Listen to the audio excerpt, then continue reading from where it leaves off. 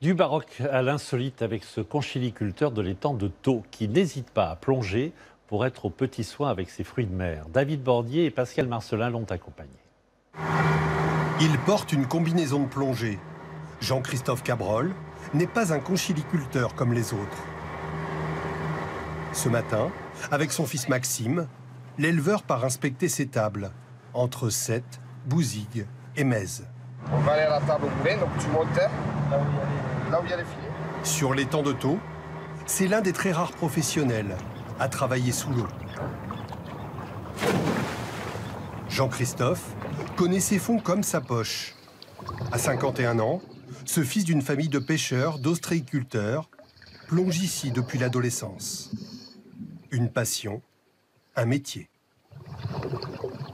Dans ce labyrinthe de cordes, à moins de 10 mètres de profondeur, des moules, des huîtres.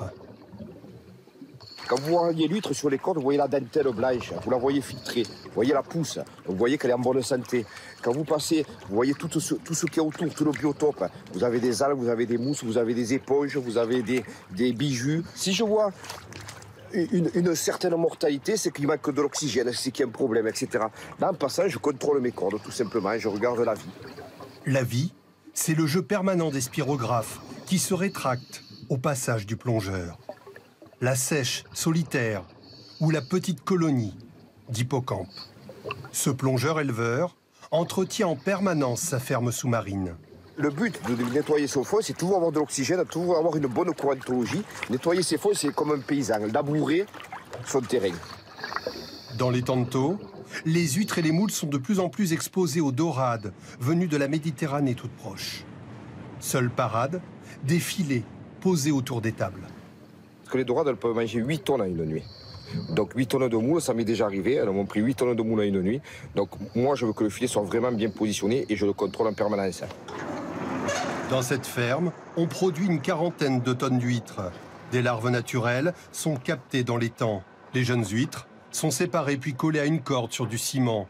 Ici, on soigne les coquillages comme un bel arbre à fruits. En les collant sur mes tables, ces huîtres-là vont s'agrandir, s'étaler, se creuser et on va avoir une huître de forme commercialisable qui va être jolie et ça va nous permettre d'avoir de la qualité parce que laisser toutes les huîtres comme ça en pigne, 200 huîtres en pigne, elles vont partager le gâteau à 200.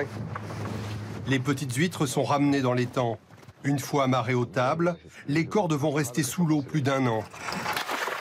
Vas-y doucement, Maxime, parce que c'est un peu gros. Baissons-nous. Juste avant d'être mangée, une huître aura passé entre 15 et 18 mois dans l'étang. Ils sont bien iodés, mais pas trop salés. Il y a vraiment tout ce qu'il faut. On a tous les apports nutritifs qu'il fallait dans l'étang, ce qui fait qu'on a un produit exceptionnel. Ce professionnel a été un des pionniers de la dégustation à Bouzigues. Dans le restaurant familial, on sert tous les coquillages de l'étang. J'aime parler avec les gens parce que c'est eux qui me disent la qualité, si c'est bien, si c'est pas bien. Verdict. Elles sont excellentes, délicieuses. C'est vraiment...